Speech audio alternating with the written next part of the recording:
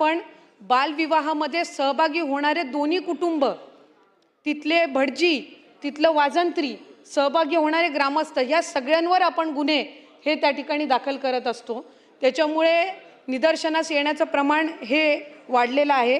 आणि 2019 ते 21च्या कालावधीमध्ये त्यांनी सर्वेक्षण केलेलं होतं। त्यामध्ये साधारणपणे भारतामधली बालविवाहांची टक्केवारी ही 23.3 आणि महाराष्ट्रातली टक्केवारी ही 21.9 ही भारताच्या सरासरीपेक्षा त्या ठिकाणी त्या सर्वेमध्ये कमी होती। 2023-24 मध्ये पुन्हा एकदा त्यांनी काही ठराविक जिल्ह्यांचं सर्वेक्षण केलं आणि त्याच्यामध्ये भारतातला जो ॲव्हरेज आहे तो साधारणपणे 20.1% आणि महाराष्ट्रातला जो आहे तो 2019-21च्या तुलनेमध्ये घटून तो म्हणजे बालविवाह होण्याच्या प्रमाणाच्या संख्येमध्ये घट होऊन तो 19.7% आला।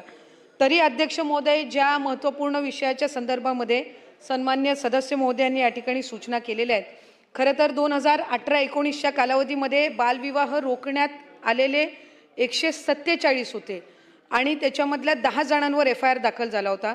19-20 मध्ये 240 होते, 20-21 मध्ये 519 होते, 21-22 मध्ये 831 होते आणि 22-23 पासून आपण याच्यामध्ये जे अधिक प्रमाणामध्ये जे काही गुन्हे दाखल करणं असेल किंवा त्याच्या तक्रारी अधिकाधिक चाइल्ड हेल्पलाईन जी असेल याच्यामधनं ज्या काही तक्रारी आल्या या संदर्भामध्ये जी काही आपण कारवाईची प्रक्रिया जी वाढवली, 22-23 मध्ये 930 रोखले गेले आणि त्याच्यामध्ये 81 FIR झाले। 23-24 मध्ये 1253 रोखले गेले आणि 108 वर FIR झाले। 24-25 वर 1495 रोखले गेले याचा अर्थ असा की जे निदर्शनास म्हणजे येण्याचं प्रमाण हे वाढलं आणि त्याच्यामुळे बालविवाह होण्याचं प्रमाण जे आहे ह्याच्यामध्ये घट व्हायला सुरुवात झाली। आणि 25-26 मध्ये साधारणपणे आत्तापर्यंत आपण 1434 हे रोखलेत आणि 136 FIR झालेले आहेत। अध्यक्ष महोदय, याच्यामध्ये अधिकाधिक बालविवाह होण्याचे जे प्रकार आहेत हे निदर्शनास यायला लागलेले आहेत स्थानिक प्रशासनाच्या आणि त्याच्यावर कारवाई करण्याचं प्रमाण हे वाढलेलं आहे।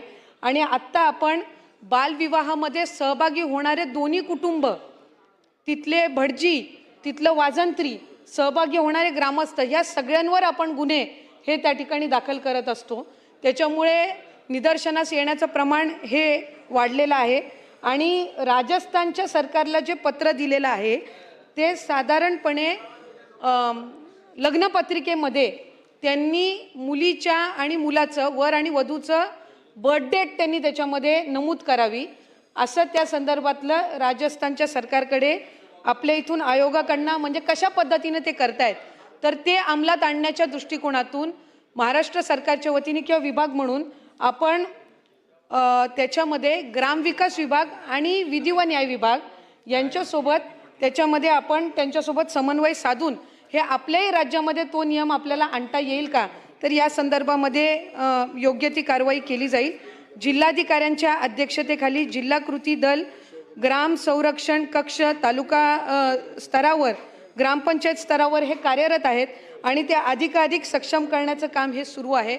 जरीही 2019-21च्या सर्वेमधल्या तुलनेमध्ये 2023-24च्या तुलनेमध्ये जरी संख्या घटलेली असली तरीही ती पुढच्या 5 वर्षाच्या कालावधीमध्ये 10% आत आणण्याच्या दृष्टिकोनातून आपण त्या ठिकाणी कारवाई ही करत आहोत। आणि जे संबंधित 6 जिल्हे आहेत ज्याच्यामध्ये या सर्वेक्षणाने अधिकाधिक लक्ष केंद्रित करण्याच्या दृष्टिकोनातून इंडिकेटर्स दिलेले आहेत तर त्याच्यामध्ये उपाययोजना करण्याच्या दृष्टिकोनातून तिथं मायग्रेशनचं प्रमाण जास्ती असल्यामुळे तिथं बालविवाहाचं प्रमाण म्हणजे खासकर बीड असेल, मराठवाड्यातला ऊसतोड कामगार असतील तर तिथं मायग्रेटिंग ज्या वेळेला तो पिरियड असतो त्यावेळेला बालविवाहाची संख्या ही जास्ती प्रमाणात असते।